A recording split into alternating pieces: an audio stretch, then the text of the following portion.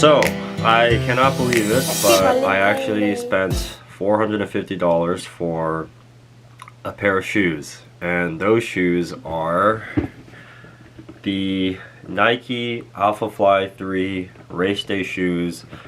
They just dropped this year in 2024.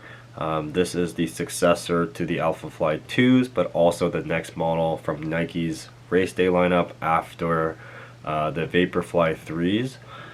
This is supposedly the lightest version of the alphaflys, and everyone has been saying a lot of good things about them.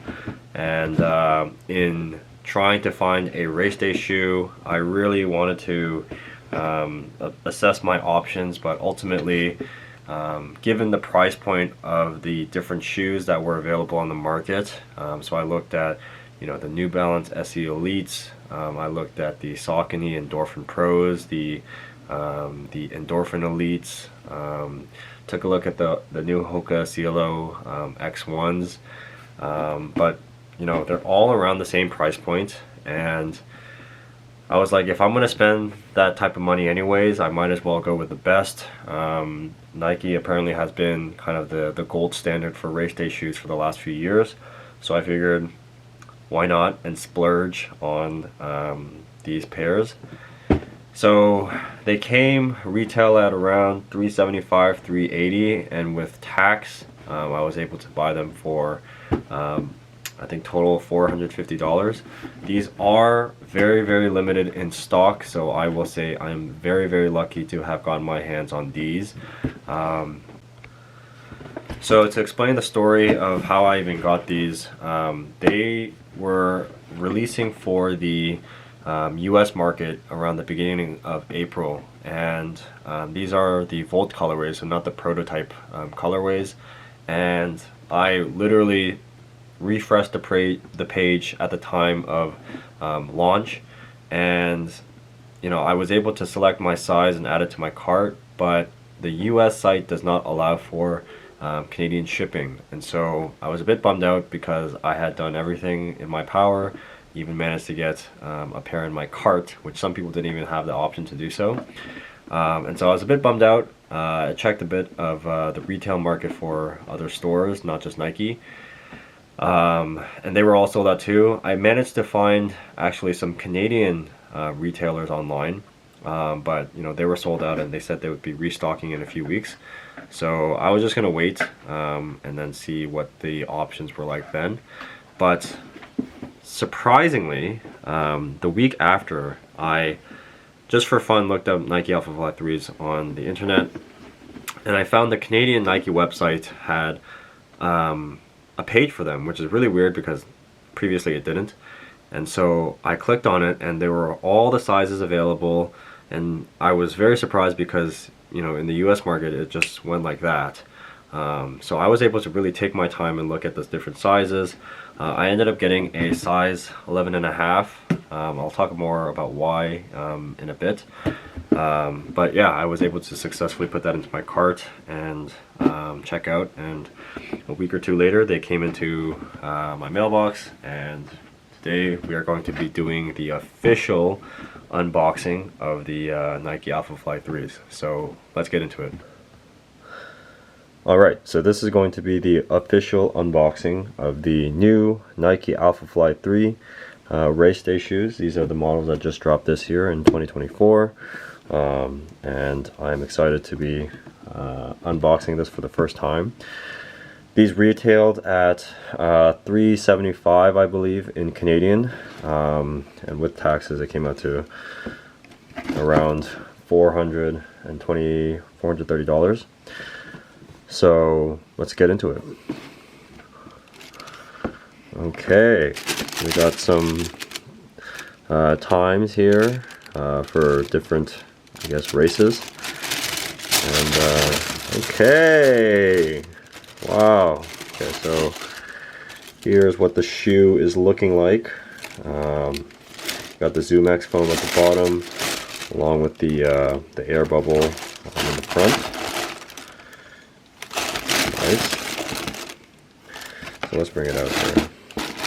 So we have the carbon plate as well on the bottom, and intended to be more mid to forefoot striking.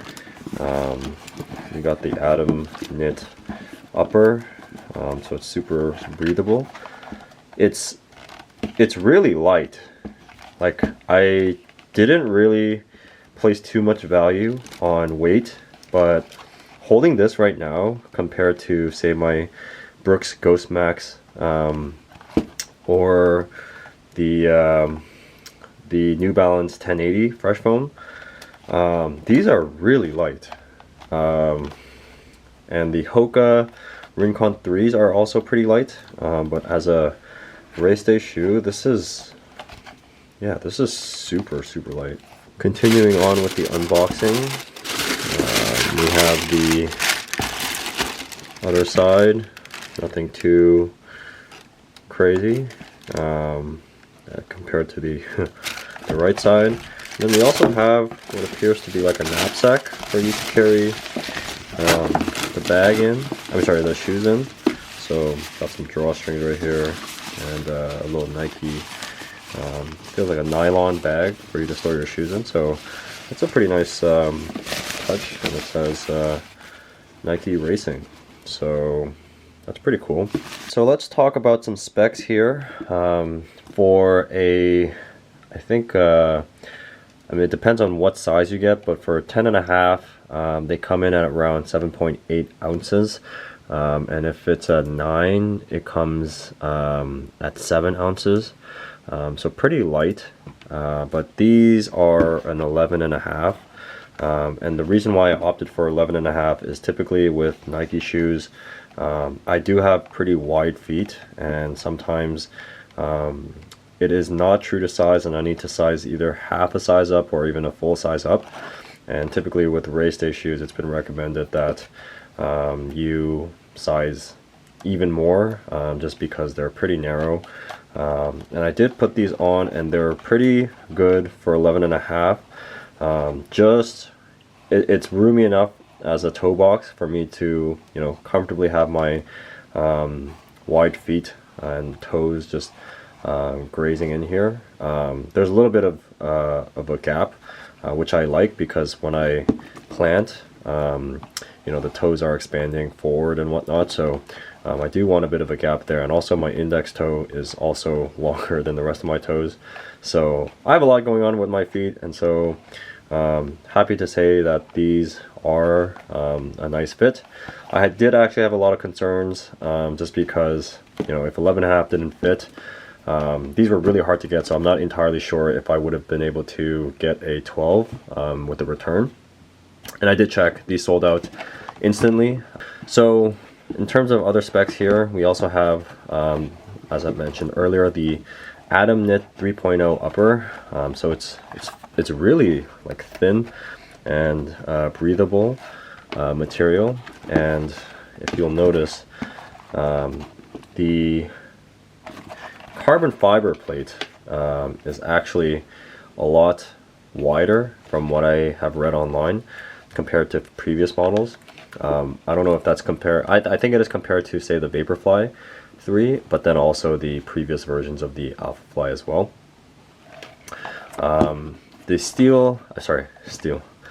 The heel stack height is 40 millimeters, and then also 32 millimeters in the forefoot. So it is a total of an 8 millimeter drop, and these are designed for road racing, not terrain. And yeah, this is most definitely a race day shoe, not something that you do your easy runs in. People online were really hating on the colorway, but I personally think they look nice. Like, it's got kind of like the, I don't know, it reminds me of like a weather map, when you kind of see where the heat maps are and where it's cold and whatnot. So I actually enjoy this colorway. Sad to know that it's going to get roughed up after a race or two. But yeah, I'm excited to actually put these on and go for a run in them. I've never ran with a carbon fiber plate, so I'm interested to see how the rocker mechanism goes and how bouncy the mid to forefoot strike will really be.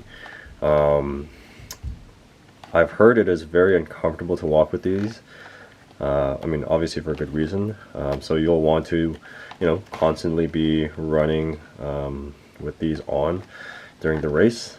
Alright, so I've laced them up, and I just wanted to show you from an aerial view how much space I have in the toe box. So these are an 11.5, and I have probably, this is where my toe starts, a little bit of room, like probably this much vertically. Horizontally, there's a little bit of give on both sides. My concern from last time is my toes spilling out on to the side, which right now it's not doing, but obviously when you're running it might be doing so. People have commented that the midfoot is quite narrow, and I can kind of see that to a certain degree. Like the inside of my feet here are kind of spilling out. I don't know if that's going to be too much of a concern, but these are going to be used once. I mean, I guess only on race day, so I'm not going to be wearing these too often, given that they only have, like 100-mile mileage. But yeah, maybe I should be getting a 12 and see what that's like. Just because my Brooks Ghost Max, I have like quite a bit of room to give for my toes. But these ones, I mean, they're certainly better than my Fresh Foams, which, the 1080s were the one that gave me the peroneal tendonitis on the side here. And those ones, right off the bat, were spilling up to the side. This one, not as hard. But once again, this is stationary, so I'm not entirely sure. All right.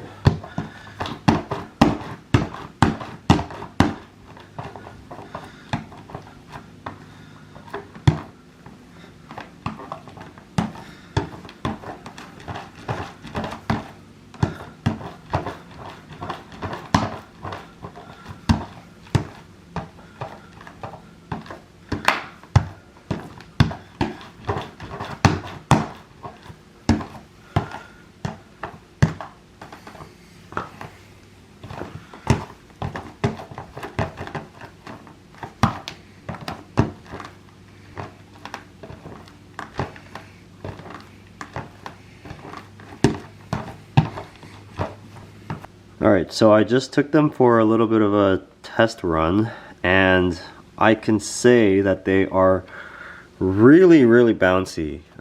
They are not joking when they, talk about optimizing for the energy return.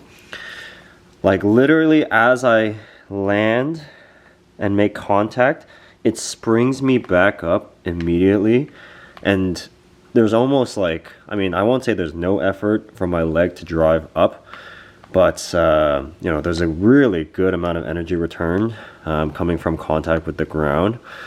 I'll have to go a little bit faster to see how I like the fit. So all in all, I am super excited to be running in these, perhaps maybe in a half a size up in a size 12, but nonetheless in these models themselves.